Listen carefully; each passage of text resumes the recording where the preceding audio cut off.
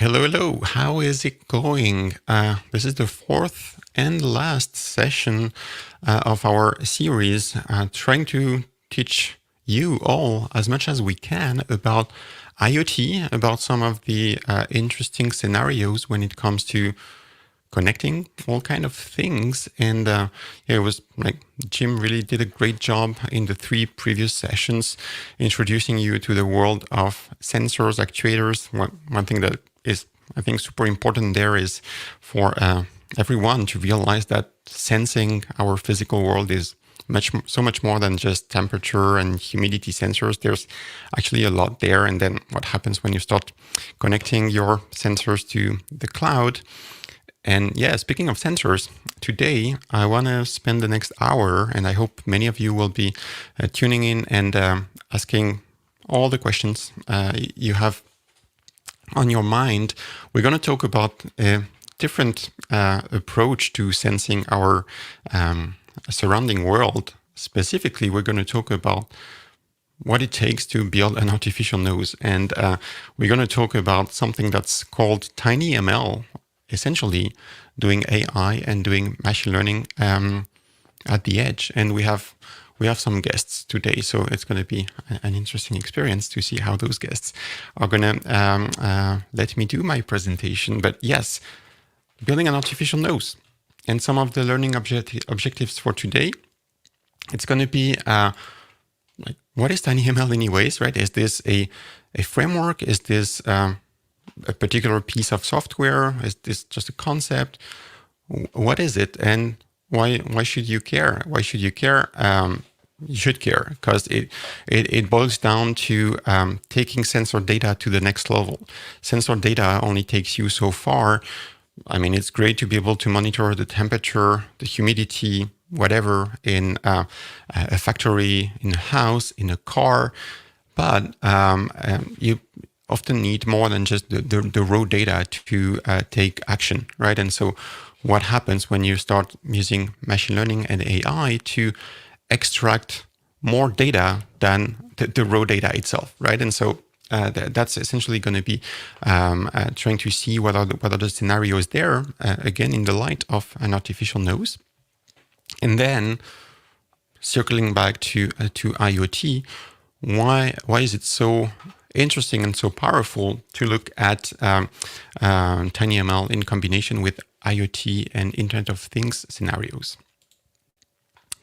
The scenario I would like to go through with you today is one of an artificial nose, like I said, and it's a device that I built, and I will tell you just a bit more about why I built that device and what it does, but it's effectively a device that uses off-the-shelf hardware, that uses the Wio terminal that I hope you're all super familiar with by now, and it's able to smell things, and it can be trained actually to smell things, and that's where AI comes into play, right? So let's see how I built this device essentially, and trying to share as much as I can in terms of resources and in terms of ways to approach such a problem, so that whether you're part of the Microsoft Global Hackathon or you're just interested in learning more about Wio Terminal and IoT in general, you may be able to learn from this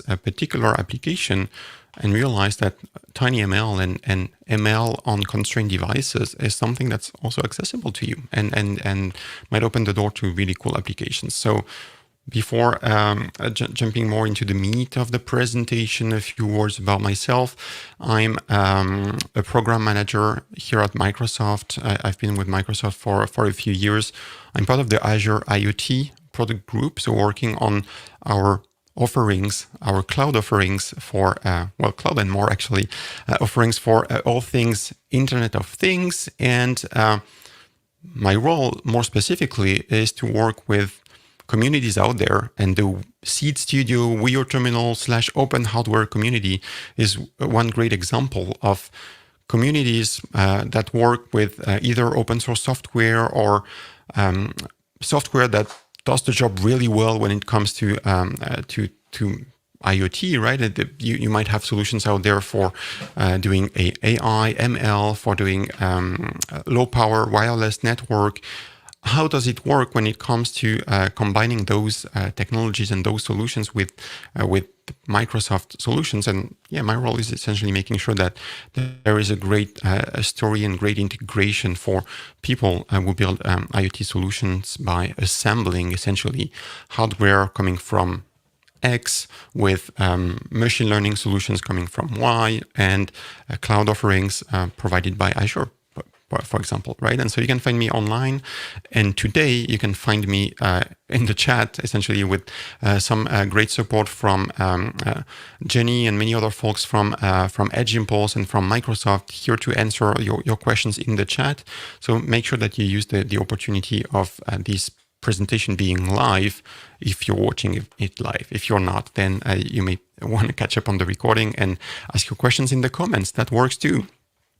So for those who didn't realize by now, I'm French. Yeah, this happens, and I like good food and I like good bread to the point where I've been trying actually to perfect my bread recipe for the past couple decades. And one thing that I realized early in the lockdown back in the beginning of 2020 is that I was still not super happy about my bread recipe.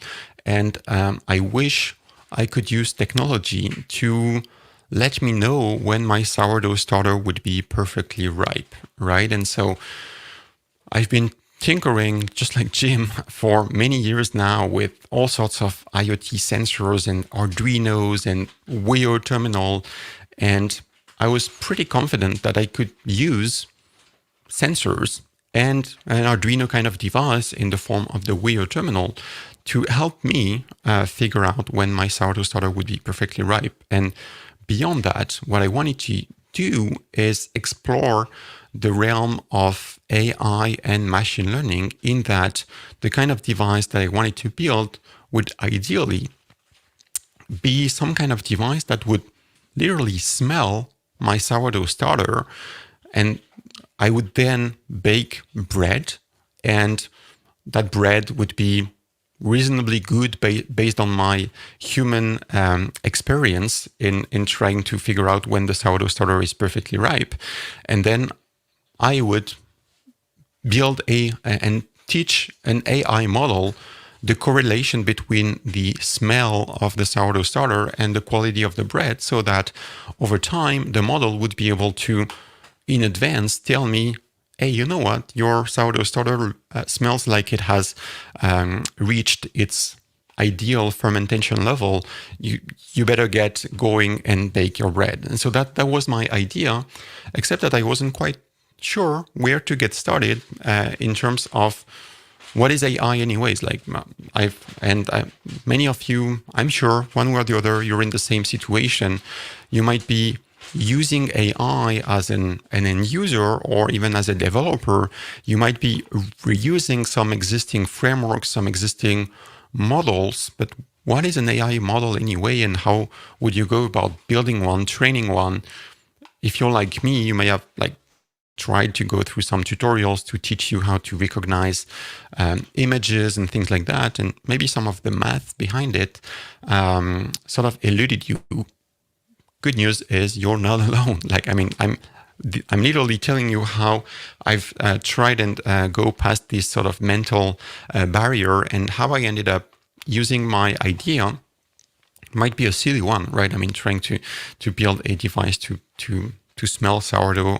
It's kind of weird, but that was my excuse to learn more about TinyML. And TinyML, back to my introduction, is this a framework? Is this the name of an actual piece of software that you can download? Is this a particular commercial tool from a vendor? Is this like a Google technology, a Microsoft technology? Not really. It's more a generic term to describe this notion of doing machine learning, of teaching a computer about manipulating data and finding patterns in data, and doing it in a way where at the end of the day, once you've once the machine has learned a particular algorithm, a particular classifying algorithm, or has learned what you wanted it to learn, then the machine where you're effectively going to run your so-called inference, the machine where you're going to do your predictions and do your AI magic, when you look at TinyML scenarios, that particular machine is really, really small. We're talking MCUs, microcontrollers, exact same kind of devices that Jim has told you all about in the past sessions. The kind of device, a weird terminal kind of device, right? Something that has hardly a megabyte of storage, just a few hundred kilobytes of RAM, of memory, and yet that's enough to light up, to enable AI scenarios. And so that's the device that I decided I would use for my artificial nose. So the weird terminal, I think you're fairly familiar with it. And in terms of sensors, yesterday you had a great introduction and great dive into the what is a humidity and the temperature sensor anyways. The sensor I used for smelling, I decided that it would probably be a good idea to use a gas sensor. And Seeed Studio has one in their catalog. You can find, literally dozens of such sensors out there. They're not even expensive. Like you can get a gas sensor for like $10, maybe even less. This one that we're looking at here is slightly more expensive because it's effectively a 4-in-1 gas sensor. Those 4 metallic squares that you see on the PCB, on the electronic board, they are 4 sensors. One for measuring the concentration of carbon monoxide in the air, one for ethyl alcohol, one for nitrogen dioxide, and one for volatile organic compounds. And I'm no chemist, I'm no biologist, but when I started, I was fairly confident that things like carbon monoxide and volatile organic compounds, ethyl alcohol as well, by the way, would be interesting things to measure when it comes to sourdough starter, because, that's what happens when you smell, and when fermentation happens, you have alcohol, you have carbon monoxide and carbon dioxide, and it'd be great to be able to measure that, right? How does that work? I think it's an interesting, it's worth double clicking on how a gas sensor works, because again, like I mentioned, we don't always realize that we can sense way more than like a switch button, like a press button, a temperature, humidity. We can smell, we can sense and measure gas concentration. So how does the gas sensor work? Again, not being an electrochemist, I will do my 30-second intro or explanation of how it works. But essentially, you have a piece of semiconductor in the sensor, like a really, really tiny piece of semiconductor, which is being exposed to a voltage and is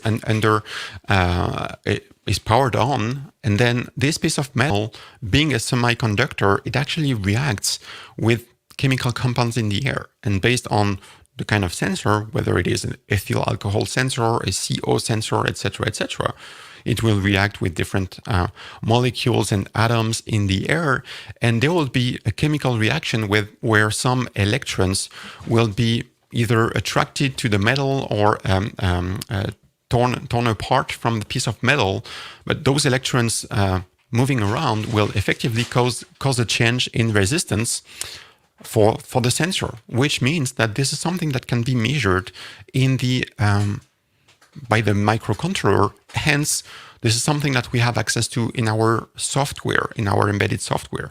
So things like volatile organic compounds, as per the data sheet of the sensor, maybe 10 parts per million of volatile organic compounds will register as 100 ohms on the sensor, whereas having way more and much more VOCs in the air, say 1,000 ppms, might mean that we have a resistance of 200 ohms, right? So that's great news, because I didn't know much about AI when I started my project, but I knew sort of the that the journey would be something along the lines of, okay, I know, I mean, just like Jim, just like hopefully many of you who have started experimenting with Arduinos, VS Code, Wii Terminal, like embedded sensors, you know how to acquire sensor data in your embedded software. And so the only thing that I wanted to do really was take those sensor readings and turn them into predictions. Like if my sensor reading is this, then it corresponds to this particular sourdough, to great sourdough, or it corresponds to sourdough that's not exactly ripe, and et cetera, et cetera. And so what I actually realized for the anecdote is that building a model where I would automatically have a prediction of when my sourdough starter is perfectly ripe is an idea that I abandoned quite early on, because I realized that training the model, like establishing essentially what's happening for going from the left-hand side to the right-hand side of the diagram would require me to bake dozens and dozens of baguettes, which, I mean, I didn't really want to do, or couldn't even, given how little flour was available on the shelves early in the pandemic. So effectively, I realized that maybe I wanted to train a model that would know and learn how to smell virtually anything.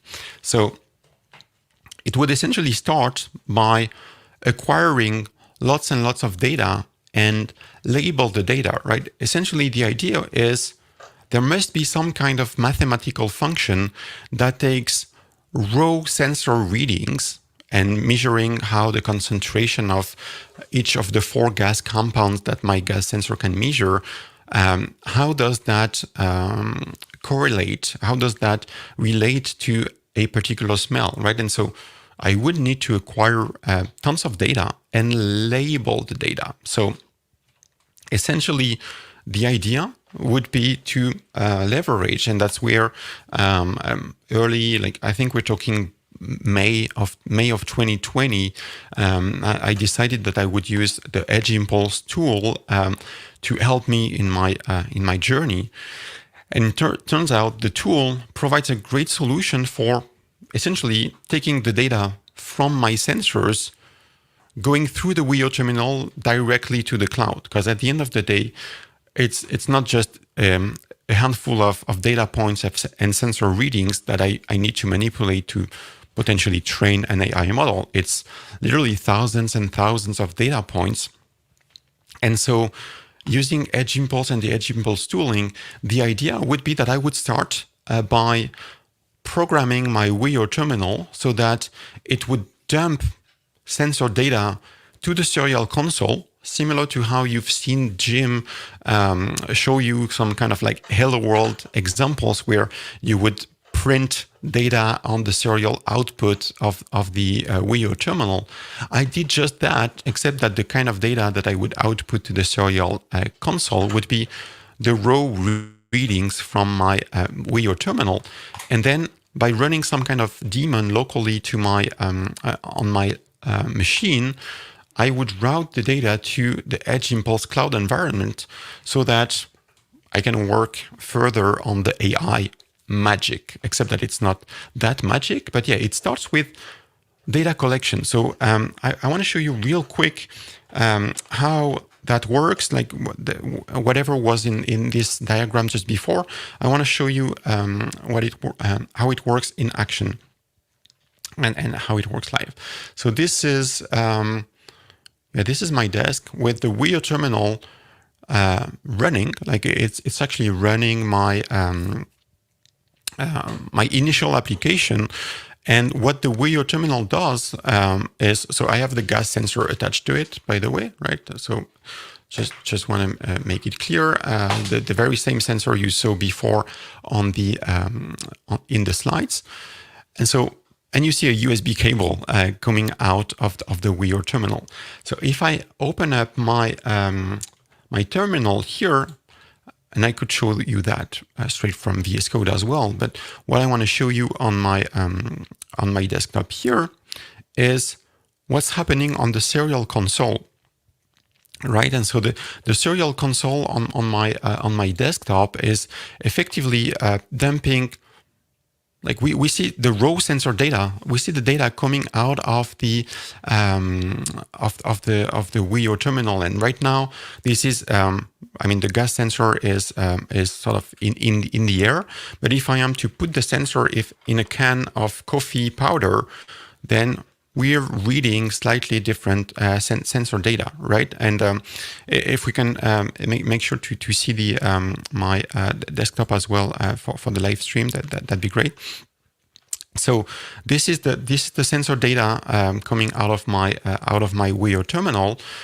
And right now, yeah, it's going up. And if I go back to smelling ambient air, so that the sensor is now back to smelling just the air, we see the sensor readings going down. So this is the raw sensor data that I need to start capturing, right? And I need to start potentially labeling this data to start thinking about potentially training an algorithm to establish correlations between the characteristics of the gas sensor data and potential smells. And so this is where I effectively stop like streaming data from my laptop and open up Edge Impulse, the Edge Impulse Studio, and we will be dumping in the chat, and I will be pointing to resources online for you to like actually know what are the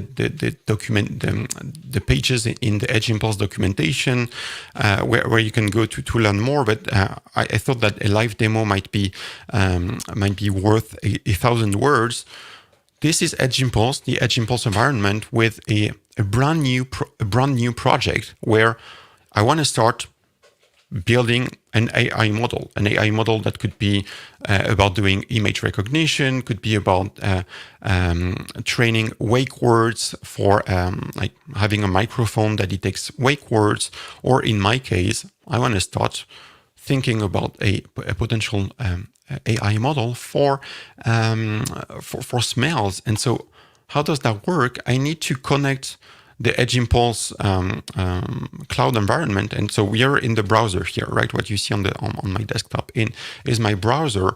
We need to start feeding data into the system, and it's literally as simple as going back here to my terminal and using a local command line to forward data from the Wii terminal, from my embedded MCU, if you will, my microcontroller, forward the data to the cloud. And so I just need to tell my local tool, my command line tool, what is the serial port where my Wii terminal is attached to, connecting to the cloud. And now if I go back to the cloud, we should see,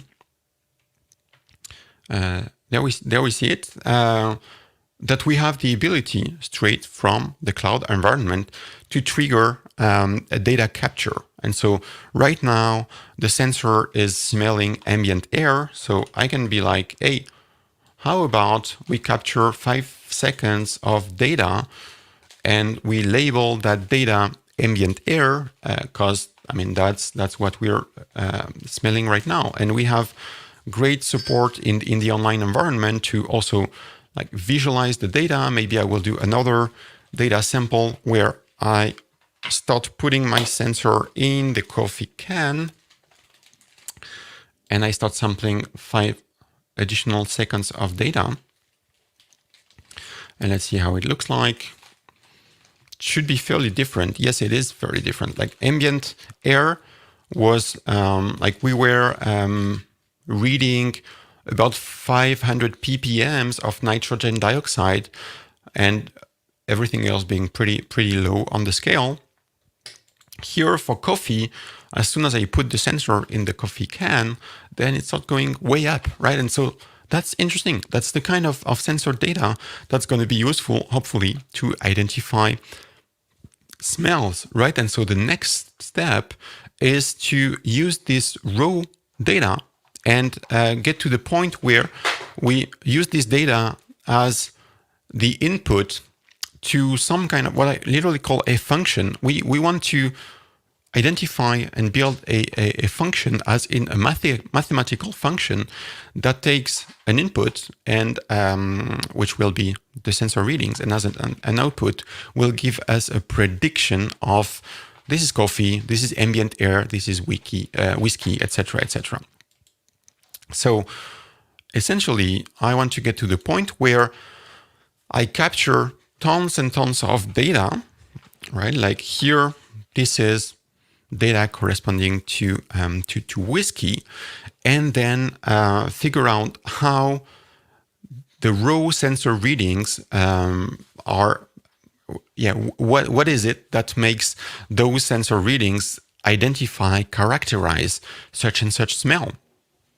And so this is where we need to figure out how, like, if I capture, say, a second or two of data, because I mean, my intuition was telling me, not necessarily being an AI person, my intuition was telling me, you know what, if I capture just a few, I mean, if I capture just a single data point for each gas, let's capture a snapshot of concentration of CO, VOC, volatile organic compounds, alcohol, and nitrogen dioxide. It doesn't tell me much, right? Because I mean, I'm reasonably confident, and I could actually see by experimenting with the sensors that both vodka and whiskey, if we're smelling booze, both would, like, as if I am to just sample one data point straight off the bottle, like on top of the bottleneck of of whiskey and vodka, both would register as 850 ppms, more or less, maybe one or two ppm. So it doesn't tell me much. It's not like I have enough information to characterize that one is whiskey, the other is vodka. So what I realized, though, is that for each element, for each item that I would expose the sensor to, the gas concentration would slightly vary over time, right? And this variation visually, especially visually through the Edge Impulse studio and cloud environment, I could see that the variations, they were different depending on the smell, right? And so if I were to capture a few seconds of data, and I quickly realized and I iterated and realized that just literally 1.5 seconds of data was plenty, I would ideally and probably capture just enough data, right? And so the next step was to figure out how this raw data would be something that I could feed into the function, the mathematical function that I was talking about earlier. And if we look at the raw data, our human brain cannot really make much of it,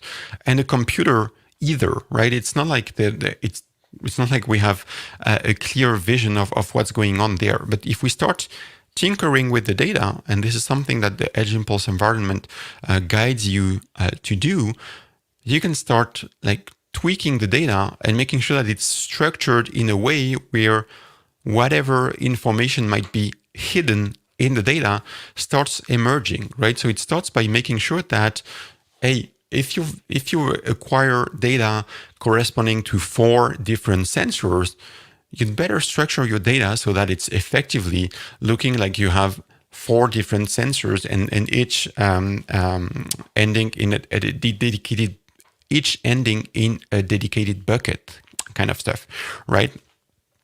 And so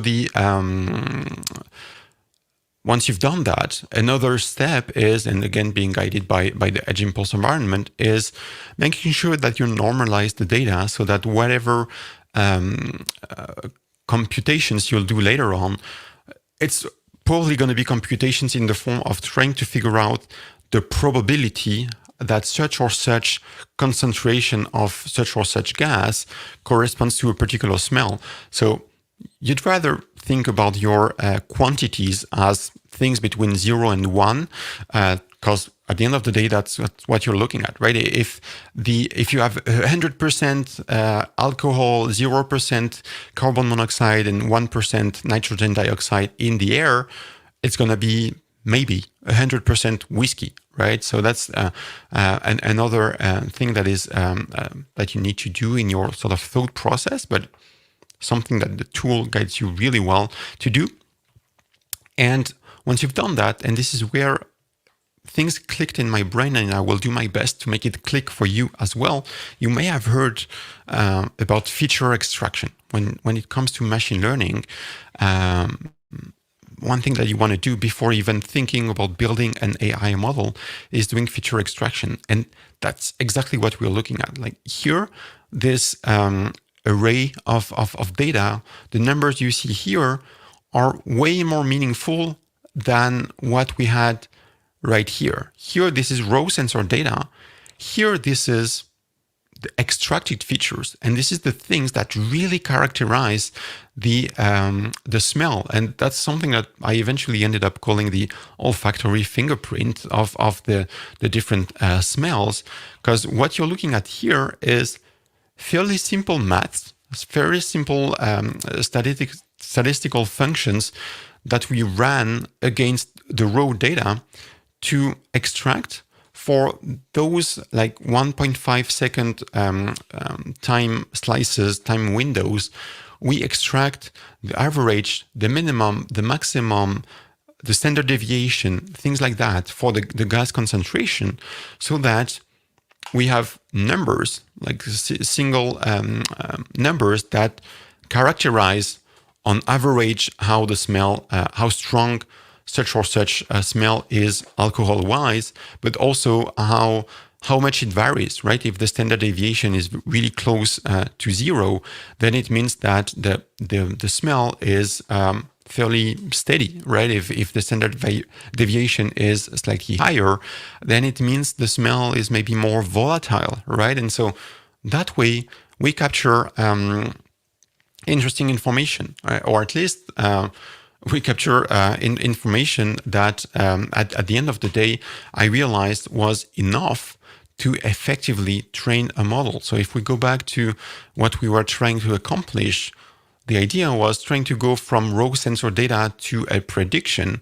And that's exactly what we do. And I will show you real quick in examples what would be essentially the next step to do this kind of feature extraction and eventually train the model.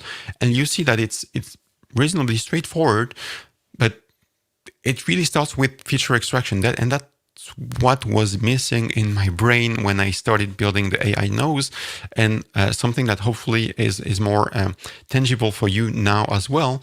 This idea of, okay, I have raw sensor data, I need to turn it into interesting features. And in simple terms, like the average, the minimum, the maximum, and the standard deviation, in simple terms, it's really things like the intensity of the smell, the volatility of the smell, things like that. Those are the things that I extract through the signal processing block. And then comes the time to feed those, feed the olfactory fingerprint in a neural network. And to me, a neural network, when I would read some literature around it, I would have things like fully connected networks and activation functions and those kind of terms thrown in my face. That was kind of too much for some reason. I realized that it's actually way simpler. It doesn't need to be necessarily complex when it comes to building your first AI model, at least. And so in my case, what happens, the kind of function that I needed to build, or the kind of equation I needed to solve, was literally finding a function that as an input takes the what I did call the olfactory fingerprint of the smells. So the 20 things and the 20 inputs that you see here, the 20 inputs to the neural network are effectively for each of the 4 gas sensors I have. Those are the 5 characteristics that I extracted. So you would have the average, the minimum, the maximum, etc. for so that would be for CO2, for CO, and then you would have the average, the minimum, the maximum, etc., for the other sensor, and then the third sensor, and then the fifth. And I think I probably put 6 in one of the buckets, but yeah, I think you get the idea. I want to build a function. I want a model, you call it however you want, something that takes as an input the characteristics of the smell, and as an output tells me what is the likelihood that the smell is A, B, or C. So in my case, I initially trained the model with ambient air, whiskey, and coffee. So I want a function that takes as an input the concentration of each gas, the average, minimum, maximum, etc. And as an output tells me, oh, this is 98% whiskey, 2% coffee, and 0% chance that this is ambient air.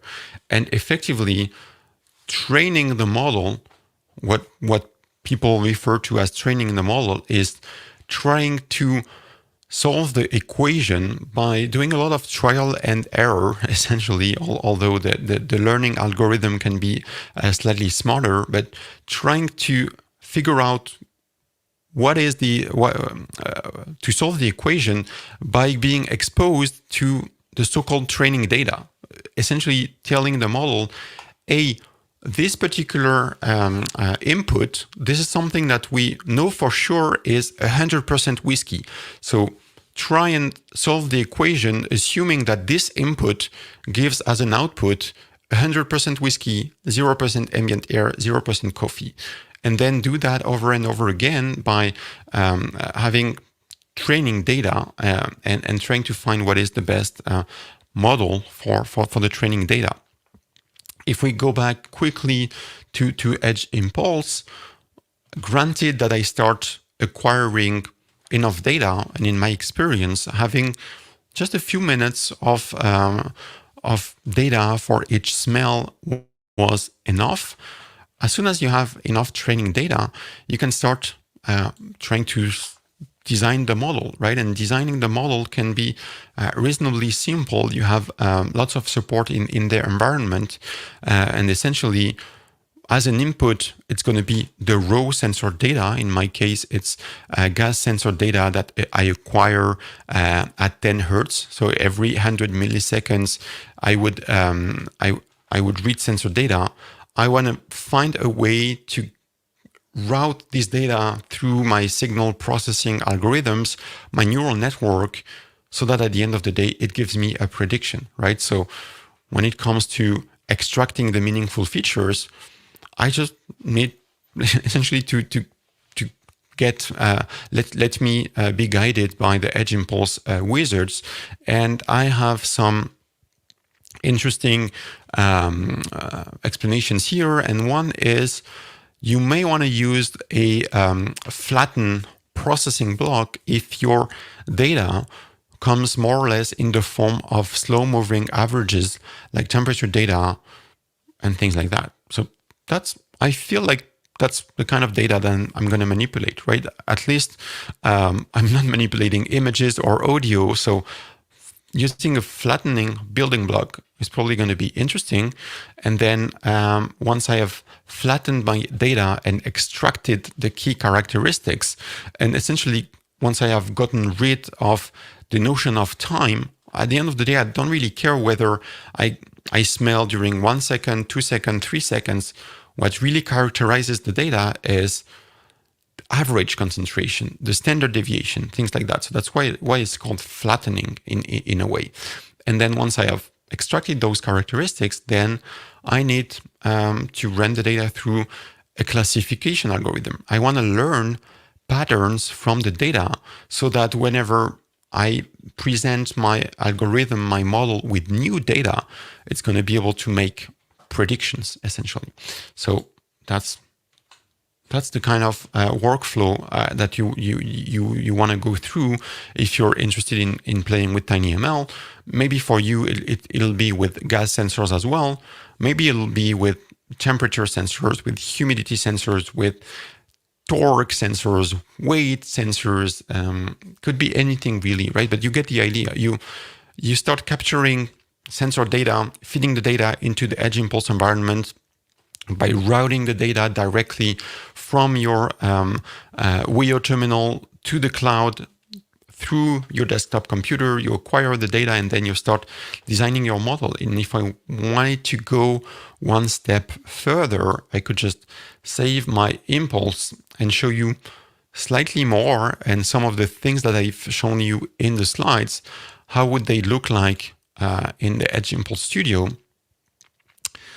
I have raw data corresponding to the evolution of the concentration of CO, alcohol, etc. for coffee, for ambient air. So really quickly, I can try and turn those into extracted features. And what I described before, right? Like scaling the data so that we have numbers that are going to be between 0 and 1 as opposed to what they are right now, extracting the average, the minimum, the maximum, RMS, standard deviation.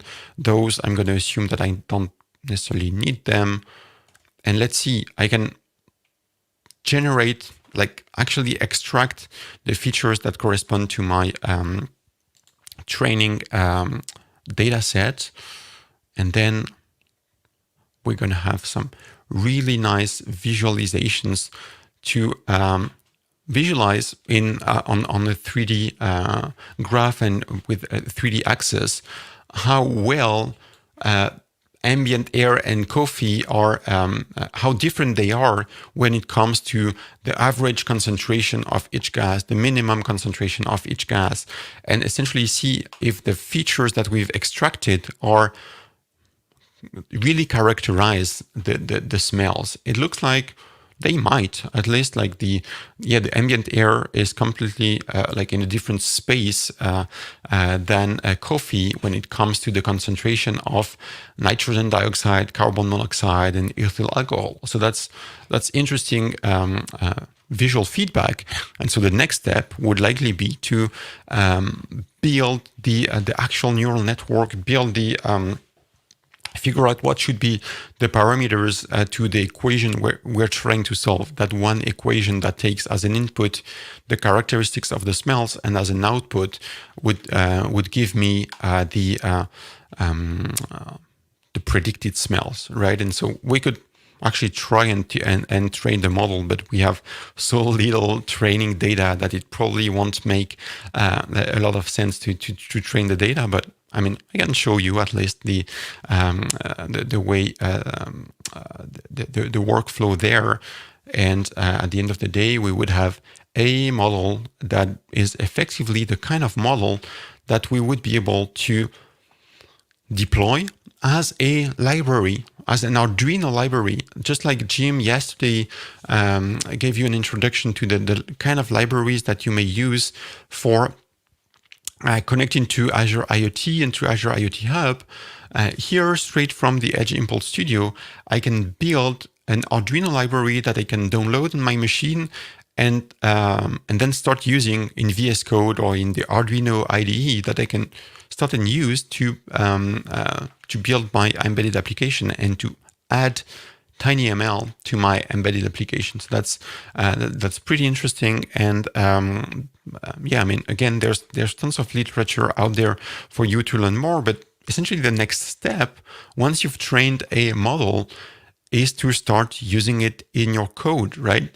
As opposed to having your embedded application kind of naively manipulating your raw sensor data and displaying the raw sensor data on the serial console or on the LCD display of your Weo terminal. You can start taking this raw data and feed it into the Arduino library, into the embedded library that you get out of the Edge Impulse IDE. And that particular library, what it will give you as an output is exactly what it's been trained on, which is taking raw data, processing the data to extract the features, etc. And it's going to be super transparent for you and give you a prediction of what smell it might your sensor data might correspond to, right? And now that we have trained the model, we can see that the model is actually not able, for some reason, to smell coffee. We probably don't have enough data there, but we have a model, and we would be able, straight from the Edge Impulse IDE, to build an Arduino library. And like I can show you real quick, right? But it's letting me download a library that I can then unzip on my machine and start manipulating in Visual Studio Code. So that's pretty interesting. And we have essentially, by doing that, we can start turning our raw signal coming from our sensors into something much more meaningful, right? Raw sensor data only takes you so far, like I think I said before. But if you start being able to turn the raw sensor data into insights, like, hey, this smells like coffee, this smells like whiskey, then you open the door to way more interesting use cases, which I actually want to talk about, like in the remainder of the presentation. I want to tell you what happens when you start combining TinyML and potentially things that you do through Edge Impulse with IoT. The nose, as you saw it in the introduction, is effectively a funny-looking kind of device with a 3D printed nose enclosure and so on. But the main feedback to the end user is through an LCD display, which is, that's great, which means that locally you can tinker and play with the nose, but it very much feels like a toy to some extent. You can like maybe impress your friends by being like, hey, see, I have an electronic gadget that can smell whiskey, coffee, etc. But then it doesn't really feel like we have some interesting commercial or industrial scenarios by doing just that. I mean, yes, maybe the nose can beep or emit some kind of sound when it smells a dangerous gas, and you can give some feedback to the user that they might want to open the window to get some clean air. So that's there's a question, I think, from someone on whether the raw data that we get from the device, can it be pushed to other things? Yes, it can, and that's actually where IoT comes into play. And that's why actually you see on the device this wireless wireless communication icon here. I ended up connecting the device to the internet, to the cloud, to Internet of Things platforms, because I realized that there's tons of really interesting use cases when it comes to an artificial nose and a smart artificial nose for things like you want to optimize the way you send people, like if you're in the business of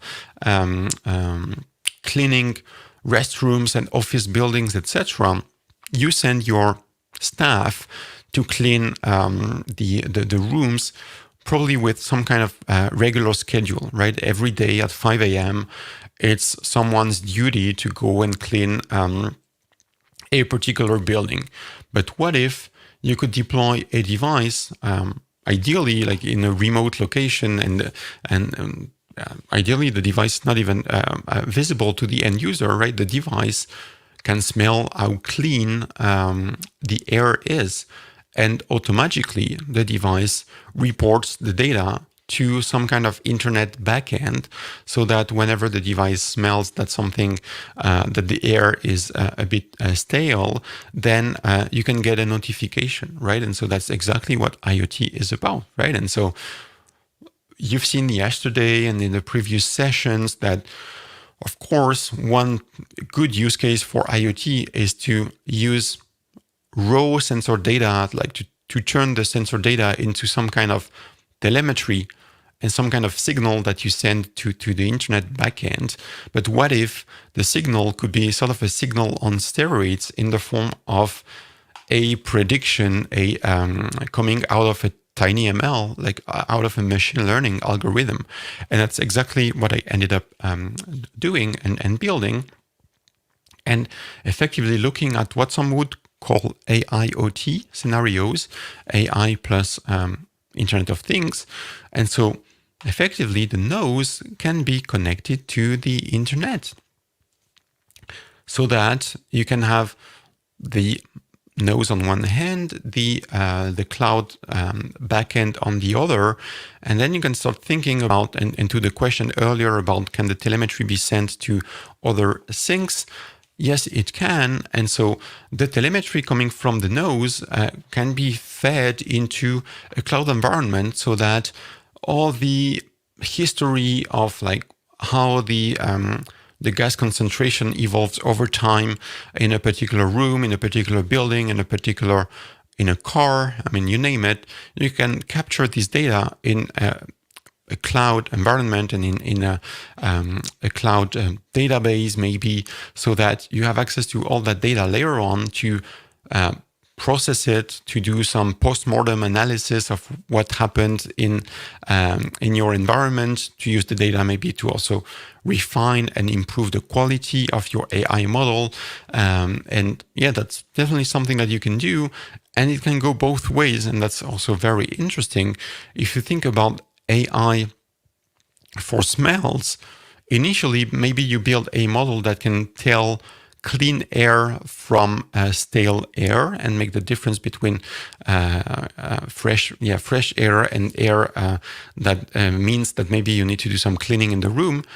That's at day one, but maybe a few months down the road, you figure out that the sensors you've used in your hardware design would be good enough to identify, to pick up the smell of COVID. And literature and research actually seems to imply that it's effectively possible. And so what if, without any human intervention whatsoever, you could use the cloud to deploy new updates to your AI model, right? And so that's definitely something that would be possible. And so in my case, what I ended up doing is connecting the nose to Azure IoT Central, right? And going from from an artificial nose to a connected artificial nose. And here, I'm essentially just connecting the dots between what Jim told you about in the previous sessions, which, if you missed, you can definitely find the on-demand versions on YouTube or on MS Learn. Please check them out. But essentially, the idea is you take your device and your embedded code and whatever is meaningful in your embedded code, your raw sensor outputs, the outputs from your machine learning algorithms, and you feed those into the Azure IoT SDK so that eventually they make it to the cloud. One thing that's actually interesting, and I won't dive too deep into that, but it's actually interesting to think about modeling how your IoT gadget, how your IoT device's data looks like, so that you can address the potential issue that might bite you quick enough, which is sending data from an embedded device like the Wio terminal to the cloud is really easy. And Jim showed us that yesterday. Literally one line of code, you can send telemetry to Azure IoT or to AWS IoT or to any other MQTT broker. It doesn't really matter. It's pretty easy to send data. But if the data really is just, say, a number that says 73, what does that mean anyways? Like, is when the nose is sending 73 to a cloud backend, does it mean that it's 73% of humidity? Is this 73% of battery left? Is this 73 ppms of nitrogen dioxide concentration in the air? It depends, right? And so one thing that is important to do is to model the data, and it's something that in the Azure IoT land we do using something called DTDL, the Digital Twin Definition Language, and I encourage you to do some readings about it, or more likely, I think what would be easier is for you to look at the code of the artificial nose and to see how, in practice, the artificial nose is leveraging DTDL so that when the nose connects to the Azure IoT platform, the nose is effectively a so-called plug-and-play device. So as soon as you configure the Wi-Fi credentials in the nose's Wio terminal, like Jim demonstrated in his videos and tutorials, then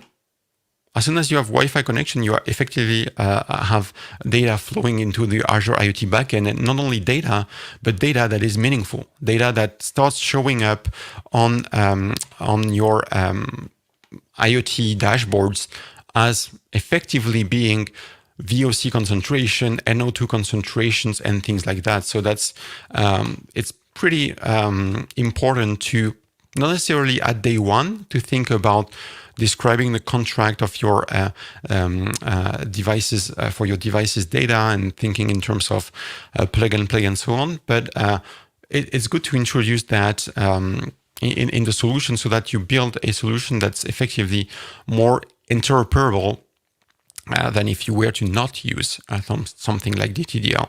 But yeah, at the end of the day, using TinyML/Edge Impulse plus Azure IoT, you build a device that is effectively a reasonably constrained device, a device that can be powered out of battery. And that's a device that not only manipulates sensor data, but that also makes sense out of the sensor data, right? And starts doing inference and predictions on the sensor data. And over time, you potentially improve your model. And also, something that's really interesting, and that's where Jim more or less left us yesterday in the presentation. IoT, like connecting the Wio terminal to some kind of IoT platform, whether it is to send raw sensor data to the platform or to send the results of your TinyML inference, it's only the beginning, right? You route the signal to the cloud, and then you start making fun and having fun and making business with the data. Things like, oh yeah, I've just picked up the smell of foul air in a particular building. What is the rule that I need to trigger in my ERP, in my business application? I need to send an SMS to John, because it's John who was supposed to be cleaning this room today. Oh wait, my Outlook system, my LDAP is telling me that John has called in sick today. So the rule will be dynamically adapted so that we take another action, right? And it's definitely something that you want to do in the cloud, because there's no way the Wio terminal, the local device, the tiny MCU will have access to something like the schedule of all your employees, right? So you want to complement your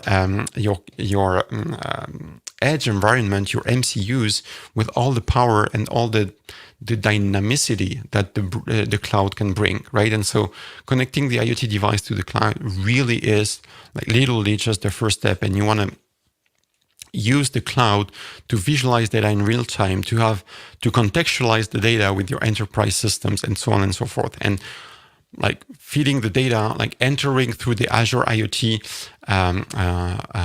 pipeline means that you all of a sudden have access to the entire Azure/Microsoft Galaxy for sure, right? So that's that's one thing that I wanted to make clear.